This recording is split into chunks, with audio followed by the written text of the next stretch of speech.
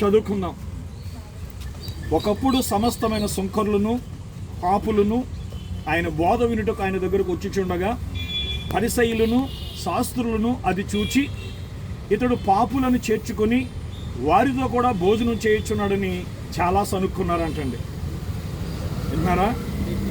మళ్ళీ వినండి, ఇక్కడే ఉండండి. మీరు అందరూ ఇక్కడే ఉండి ఇక్కడే వాక్యం వినండి. అజాగ్రత్తగా అనాలోచనగా ఏదో టైం పాస్గా మీరు ఇక్కడ నిలబడొద్దు. ఖచ్చితంగా వాక్యాన్ని వినండి, శ్రద్ధ పెట్టి వినండి. అలా అనాలోచనగా ఉండొద్దండి. యేసు ప్రభువు బైబిల్ గ్రంథములో పాపులను రక్షించుటకు యేసుక్రీస్తు లోకమునకు వచ్చిన మాట నమ్మదగినది, పూర్ణ అంగీకారమునకు యోగ్యమునైనదని బైబిల్ చెప్తుంది. నేను పాపులనే పిలవచ్చుతునిగా నీతిమంతులను పిలవ రాలేదు అన్నాడు. కాబట్టి దేవుని వాక్యాలు నేను చదువుతున్నాను, జాగ్రత్తగా విని ఆ విషయాలు మీరు గ్రహించాలని కోరుతా ఉన్నాను. ఒకప్పుడు సమస్తమైన సుంకరులను పాపులను ఆయన బోధ వినుటకు ఆయన దగ్గరకు వచ్చిచుండగా, ఆయన బోధ వినడానికి ఎవరు వచ్చారంటండి? సుంకరులను పాపులు వచ్చారు. ఈరోజు క్రైస్తవులు అని చెప్పుకునేవారు దేవుని వాక్యం వినడానికి ఇష్టపడలేదు. వాళ్ళకి దేవుని వాక్యం కంటే రాజకీయాలు ఎక్కువ. ప్రియులారా, సంఘములో గొడవలు, లేకపోతే సంఘ పెద్దల గొడవలు, సంఘములో మరి డీకన్స్ గొడవ ఉంటుంది తప్ప వాళ్ళకి వాక్యం గురించి పోరాడేవాడు కానీ, వాక్యం కొరకు ఆకలి కొనేవాడు కానీ, ఆ వాక్యం గురించి మాట్లాడేవాడు కానీ ఎవరు లేడండి ఈ రోజుల్లో. ఎందుకంటే బైబిల్ చెప్తుంది, సుంకరులను పాపులను ఆయన బోధ వినుటకు ఆయన దగ్గరకు వస్తే పరిసయ్యులను శాస్త్రులను అది చూసి ఇతడు పాపులను చేర్చుకొని వారితో కూడా భోజనం చేయించున్నాడని చాలా సనుక్కున్నారంటండి. ఈరోజు మీరు గమనించండి పిల్లారా, వందల సంవత్సరాల నుంచి నామకార్థ క్రైస్తవులుగా, నిలువెచ్చని క్రైస్తవులుగా, మారు మనసు లేని క్రైస్తవులుగా సాగిపోతున్నటువంటి ఈనాటి సంఘాలు, సంఘ కాపరులు, సంఘ పెద్దలకి ఈనాడు తాగుబోతులు మారడం చూసి వాళ్ళకి మింగుడు పట్టలేదు. వ్యభిచారులు మారడం చూసి వాళ్ళకి మింగుడు పట్టలేదు. దొంగలు మారడం చూసి వాళ్ళకి మింగుడు పట్టలేదు. హంతకులు మారడం చూసి వాళ్ళకి మింగుడు పట్టలేదు. గల కారణం ఏంటి తెలుసా? మేమెంతో కలిసి సంఘ సభ్యులము, మేమెంతో కలిసి క్రైస్తవులము, ఈ తాగుబోతుడు నాకు చెప్పడం ఏంటి, ఈ వ్యభిచారి నాకు చెప్పడం ఏంటి, ఈ దొంగడు నాకు చెప్పడం ఏంటి అనుకుంటున్నారు. కానీ యేసు ప్రభువు వచ్చిందే పాపులను రక్షించడానికి. దేవునికి స్తోత్రం కలుగునుగాక. అందుకు ఆయన వారితో ఉపమానం చెప్పాడు, మీలో ఏ మనుషునికైనాను 100 గొర్రెలు కలిగి ఉండగా వాటిలో ఒకటి తప్పిపోయిన ఎడల అతడు 99 అడవిలో విడిచిపెట్టి తప్పిపోయిన దొరికి వరకు దాన్ని వెతకవెళ్ళడా? అది దొరికినప్పుడు సంతోషముతో దానిని తన భుజం మీద వేసుకుని ఇంటికి వచ్చి తన స్నేహితులను, పొరుగు వారిని పిలిచి, మీరు నాతో కూడా సంతోషించుడి, తప్పిపోయిన నా గొర్రె దొరికిందని వారితో చెప్పును కదా. అటువలే మారు మనసు అక్కరలేని 99 మంది నీతిమంతుల విషయమే కలుగు సంతోషము కంటే మారు మనస్సు పొందు ఒక్క పాపి విషయమై పరలోకమందు ఎక్కువ సంతోషము కలుగును. దేవుని స్తోత్రం, హల్లెలూయా. ఎందుకంటే పిల్లరా, ఈరోజు ప్రియులరా, క్రైస్తవులంటే ఏదో సంఘ సభ్యులుగా మారిపోయారు. క్రైస్తవులంటే వాళ్ళకు చర్చి, క్రైస్తవులంటే వాళ్ళకు పాస్టరు, క్రైస్తవులంటే వాళ్ళకు సంఘ, ఆ క్రైస్తవులంటే వాళ్ళకు కొన్ని సంవత్సరానికి ఒకసారి మీటింగులు. సంఘం అంటే సంఘ పెద్దలు, సంఘం అంటే కేవలము ఏదో అధికారాలు లేకపోతే పదవుల కోసం పోరాడుతున్నారు తప్ప ఒక్క పాపి రక్షించబడితే పరలోకంలో సంతోషం అంటండి. హల్లెలూయా. ఎందుకంటే మనందరం ఎక్కడి నుంచి వచ్చామంటే పరలోకం నుండి వచ్చాం. మనం భూమి తప్పిపోయాం. తిరిగి మళ్ళా దేవుని దగ్గరికి వెళ్ళడం ఎలాగో మనకు తెలియలేదు. ఎందుకంటే ఏదైనా తోటలో ఆదాము హవ్వలు పాపము చేసినప్పుడు మానవుడు దేవుని యొక్క మార్గాన్ని పోగొట్టుకున్నాడు. తిరిగి మళ్ళా దేవుడే మానవుడిగా వచ్చి యేసన్నాడు, నేనే మార్గము, నేనే సత్యము, నేనే జీవం అన్నాడు. నా ద్వారా తప్ప ఎవడును తండ్రి యొద్దకు రాలేడన్నాడు. కాబట్టి ఇప్పుడు పరలోకానికి మార్గం చెప్పినవాడు, సత్యాన్ని మనకు బయలుపరిచిన వాడు, మనకి నిత్య జీవాన్ని ఇచ్చిన వాడు ఎవరంటే యేసుక్రీస్తు మాత్రమే. యేసుక్రీస్తు మాత్రమే దేవుడు. పాత నిబంధనలో తండ్రి అయిన దేవుడిగా, యెహోవాగా పిలబడిన ఆ గొప్ప దేవుడే మానవాలు రక్షించడానికి శరీరానికి కుమారుడు యేసుక్రీస్తు లోకానికి వచ్చాడు. ఇప్పుడు పరిశుద్ధాత్మగా మనలో నివాసం చేస్తున్నాడు. దేవునికి స్తోత్రం కలుగుగాక. ఆయన తండ్రి, కుమారుడు, పరిశుద్ధాత్మ. ఆయన పేరు ప్రభువు అయిన యేసుక్రీస్తు. ఆమేన్. కాబట్టి పిల్లరా, ఒక పాపి భూమి మీద రక్షించబడితే పరలోకములో గొప్ప సంతోషం.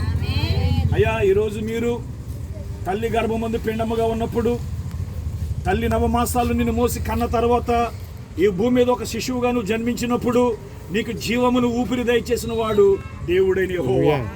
ఆయన మన ప్రభువైన యేసుక్రీస్తు. ఈరోజు నువ్వు బ్రతకమన్నాడు కాబట్టి నీకు ఎన్నో కష్టాలు, ఎన్నో వ్యాధులు, ఎన్నో మరణపాయాలు వచ్చినా దేవుడు నిన్ను కాపాడి నిన్ను ప్రేమించి నీకు కుటుంబాన్ని ఇచ్చి, నీకు భార్యనిచ్చి, బిడ్డలనిచ్చి ఈ భూమి మీద ఆయన బిడ్డగా బ్రతికే గొప్ప భాగ్యాన్ని దేవుడికి ఇచ్చాడు. అయితే ప్రియులారా, మరి సోదరుడు విజయ్ దత్ గారు ఆయన సాక్ష్యాన్ని మాతో పంచుకున్నాడు. ఆయన అద్భుతమైన సాక్ష్యం. అయితే ఆయన హృదయంలో ఈ వాక్యపు రీల్స్, ఈ వాక్యపు మెసేజ్లు సోదరుడు విశ్వాసం గారి ద్వారా విని తెలుసుకుని, ఇది సత్యమైన బోధ, ఇది నిజమైన బోధ, ఇది ఎవరు బోధిస్తారు, ఇలా ఎవరు చెప్పగలుగుతాడు అనేటువంటి గొప్ప ఆలోచన ఆయనకు వచ్చి మమ్మల్ని పిలిపించి, ఆనాడు కొర్నేలి తన ఇంటికి పిలిపించి పేతురు ద్వారా వాక్యం చెప్పించుకున్నటువంటి కొర్నేలి వలె ఈయన కూడా మమ్మల్ని పిలిపించి వాక్యం చెప్పించుకున్నాడు. ఇప్పుడు మేము మాట్లాడక ముందే ఆయన సత్యాన్ని మాట్లాడుతున్నాడు, నిజాన్ని మాట్లాడుతున్నాడు. సో ఆయన అన్నాడు తన భార్యతోటి, ఇదిగో మనము తీసుకున్న బాప్తిసం సరైనది కాదు, మనం చిలకరింపు బాప్తిసం తీసుకున్నాం, వాక్యానుసారమైన బాప్తిసం తీసుకోలేదు, మన ఇద్దరము కూడా మరలా తిరిగి యేసుక్రీస్తు నామములో బాప్తిసం పొందాలని తన భార్యకి ఆజ్ఞాపించాడు. తన భార్య అడిగింది నన్ను, అయ్యా మేము కొన్ని సమస్యల్లో చిక్కుకున్నాం, కొన్ని పరిస్థితులు మేము ఎదుర్కొని కొన్ని అబద్ధాలు మాట్లాడాల్సి వస్తుంది. అది మా కోసం మేము అబద్ధాలు ఆడలేదు, కానీ మేము కొంతమందికి డబ్బు ఇప్పించాము, ఆ డబ్బు వాళ్ళు ఎగ్గొట్టారు, అప్పులు వారు వచ్చి మమ్మల్ని అడుగుతున్నారు, ఇదిగో మీరే అప్పు తీసుకున్నారు కాబట్టి అప్పు మీరే చెల్లించండి అన్నప్పుడు, ఇదిగో మీ యజమానుడు ఏడంటే లేడని చెప్తున్నాను, ఇదిగో మీ తమ్ముడు ఏడంటే లేడని చెప్తున్నాను, నేను అబద్ధాలు ఆడుతున్నాను అయ్యా, మరి నేను బాప్తిసం పొందొచ్చా అని అడిగింది. అమ్మ, నువ్వు తప్పు చేయలేదు, నీ భర్త తప్పు చేయలేదు, ఎందుకంటే మీరు ప్రేమతో మంచితనంతో మీరు అప్పు ఇప్పించారు, కానీ అప్పు తీర్చే వాళ్ళు మీకు అప్పు తీర్చలేదు కాబట్టి ఈరోజు మిమ్మల్ని అబద్ధం ఆడించే స్థితిలో తీసుకొస్తున్నారు. ఆ అబద్ధాలు మీకోసం మీరు ఆడలేదు, అది మీరు చేసిన మంచికి మీరు అబద్ధాలు ఆడాల్సి వస్తుంది. కాబట్టి మీరు బాప్తిసం పొందడం తప్పు కాదు, మీరు బాప్తిసం పొందడం నేను చెప్పాను. అయితే ఆ సహోదరి మనస్సాక్షి గద్దించింది, నేను కరెక్ట్గా లేను, నేను అబద్ధాలు ఆడుతున్నాను కాబట్టి నేను తీసుకోలేనయ్యా, ఒకవేళ నువ్వు తీసుకోవాలనుకుంటే వాక్యానుసారంగా నువ్వు వెళ్ళి బాప్తిసం తీసుకోమని చెప్పి తన భర్తను పంపించింది. దేవుని స్తోత్రం చేయండి. నిజమేనా అండి? వాళ్ళ అమ్మగారు పడిపోయారు, ఆ సిస్టర్ గారు అమ్మగారు పడిపోయారు, అవి చెయ్యిరిగిపోయిందంట. 96 సంవత్సరాల వయసు కలిగిన వృద్ధురాలు, అంటే విజయ దత్త గారి యొక్క అక్కగారు. సో సాతాను శోధనది, ఎందుకంటే రక్షణ దగ్గరికి వచ్చేవాడికి సాతాను అలా శోధించాడు వాళ్ళని. అయినా సోదరుడు విజయ్ దత్ గారు ఆయన సాక్ష్యం విన్నా, ఆయన ఫోటో చూసినా, ఆయన మాటలు చూసినా, ఈ రోజుల్లో లూథరన్ సంఘంలో అంత నిక్కర్సుగా వాక్యం కోసం నిలబడే వాళ్ళు ఎవరు లేరండి. ఉన్నవాళ్ళు ఇలాగే వాక్యాన్ని నమ్మి బయటకు వస్తారు. నేను సంఘాన్ని విడిచిపెట్టి రమ్మంటలేదు, నీ శాఖను విడిచిపెట్టి నేను రమ్మంటలేదు. దేవుడు నీతో ఏమి చెప్తే అది చేయండి. ఎందుకంటే మేము సంస్థ కాదు, మేము డినామినేషన్ కాదు, మాకు ఓన్లీ సహవాసం మాత్రమే ఉంది. ఓకే, దేవుని వాక్యంలో ఇప్పుడు మనం చదువుదాం. దేవుని వాక్యం, మీరు ఇప్పుడు రక్షించబడటం ఎక్కడ సంతోషం అంటండి? పరలోకంలో సంతోషం అంటండి. భూమి మీద అందరూ ఎడుతారు, ఆడెందుకు వెళ్ళి అక్కడ పొందాడు బాప్తిసం, ఆడెందుకు పొందాడు, అక్కడ మన సంఘం లేదా, మన పాస్టర్ లేడా అంటారు. కానీ మీరు పొందుతున్న బాప్తిసము వాక్యానుసారమైన బాప్తిసం. చదువుతున్న వాక్యం అపోస్తలుల కార్యాలు 2వ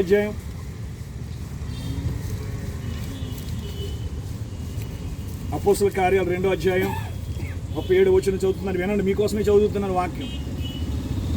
వారి మాట విని హృదయంలో నొచ్చుకొని, సహోదరులారా మేమేమి చేతమని పేతురును కడమ అపోస్తలులను అడుగగా, పేతురు చెప్తున్నాడు, మీరు మారు మనసు పొందారా? మారు మనసు మీరే మారు మనసు పొంది పాప క్షమాపణ నిమిత్తము ప్రతివాడు యేసుక్రీస్తు నామమున బాప్తిసం పొందుడి, అప్పుడు మీరు పరిశుద్ధాత్మను వరము పొందుతారు. ఇప్పుడు మీరు మారు మనసు పొందారు. ఇప్పుడు మీరు బాప్తిసం ఎందుకు పొందుతున్నారు? పాప క్షమాపణ నిమిత్తం.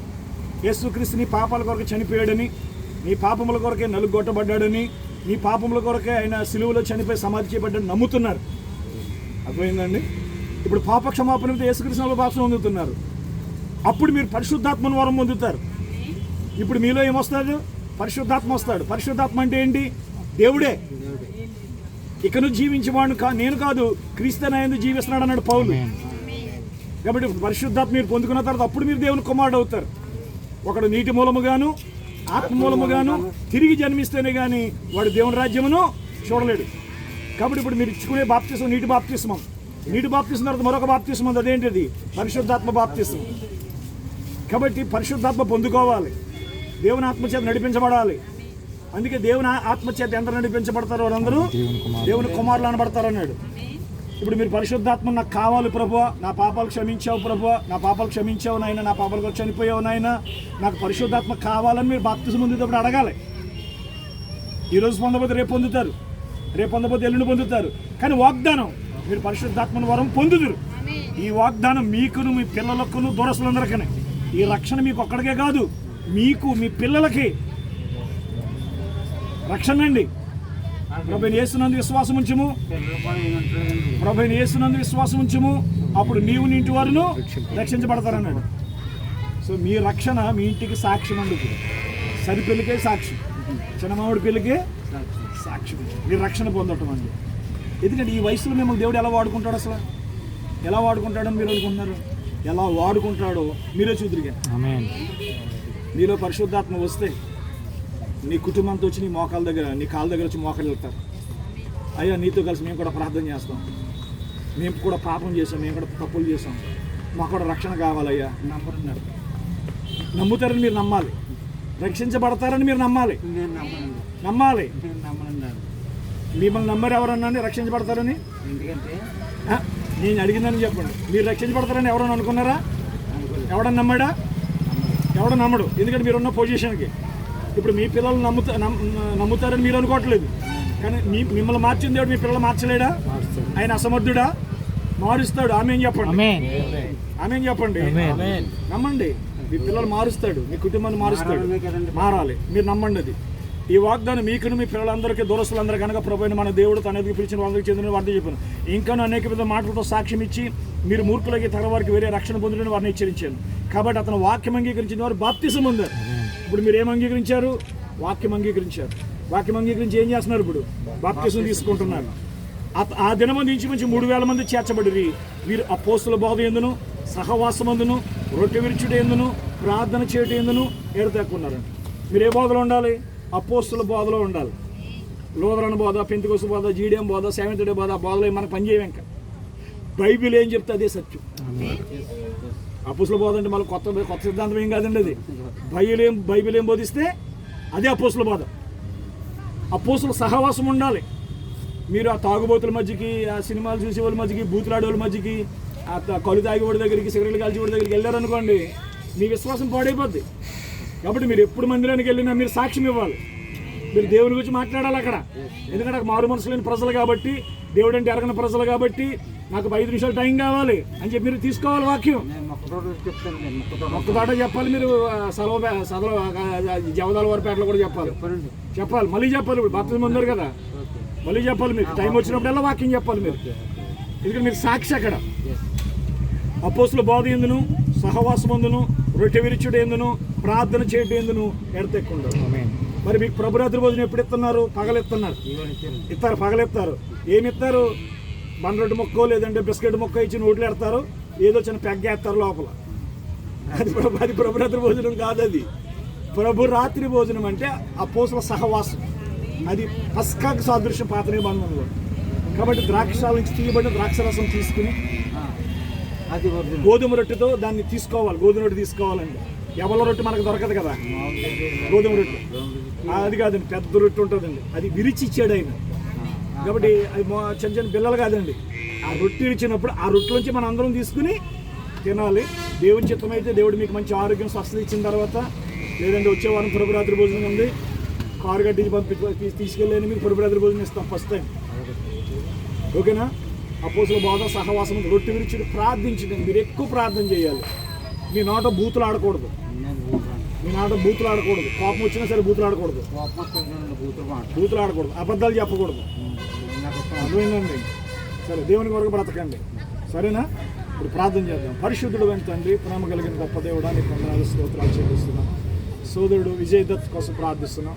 తనకిచ్చిన భార్యను బట్టి, ఇచ్చిన 3 కుమారులను బట్టి, 3 కోడలను బట్టి, ఇచ్చిన 6 మనవలను బట్టి మీకు వందనాలు. వారిని దీవించండి, ఆశీర్వదించండి. ఇదిగో శరసాల అధికారితో పౌలు చెప్తున్నాడు, ప్రభువైన యేసునందు విశ్వాసం ఉంచుము, అప్పుడు నీవు నీ ఇంటి వారును రక్షించబడతారని చెప్పాడు. ప్రభు కనుక నమ్ముట నీ వలనైతే నమ్మువానికి సమస్తం సాధ్యమన్నాం. ఇదిగో విజయ్ దత్ బొంబాయిలో దేవా దిక్కుతోచని స్థితిలో నాయన ఓ దేవ, అనాథగా బ్రతికిన బిడ్డ ప్రభువా, ఓ రాజభవనములో నాయన రాజ సౌకర్యాలతో ప్రభువా దేవ గొప్ప లగ్జరీ లైఫ్ అనుభవించే గొప్ప కృప ఇచ్చావు. తద్వారా ఇదిగో ఆ బిడ్డ ప్రభు తన స్వదేశానికి వచ్చి దేవ ఆశీర్వదించబడిన వాడుగా, మరి అందరి ఎదుట తల ఎత్తుకునేవాడుగా చేశావు. అయితే ఆ బిడ్డకు వచ్చిన బలహీనతలో మరణావస్థలో ఉన్నప్పుడు ఆశ్చర్యంగా బిడ్డను ముట్టావు, స్వస్థపరిచావు. ఇది నన్ను సజీవుడిగా ఉంచి దేవా నీ వాక్యమును మరి ఆ లైవ్ ద్వారా విని, ఆ మాధ్యమం ద్వారా విని ప్రభువా ఇదిగో పాప క్షమాపణ నిమిత్తము ప్రభు యేసుక్రీస్తు నామములో బాప్సు పొందడానికి నీకు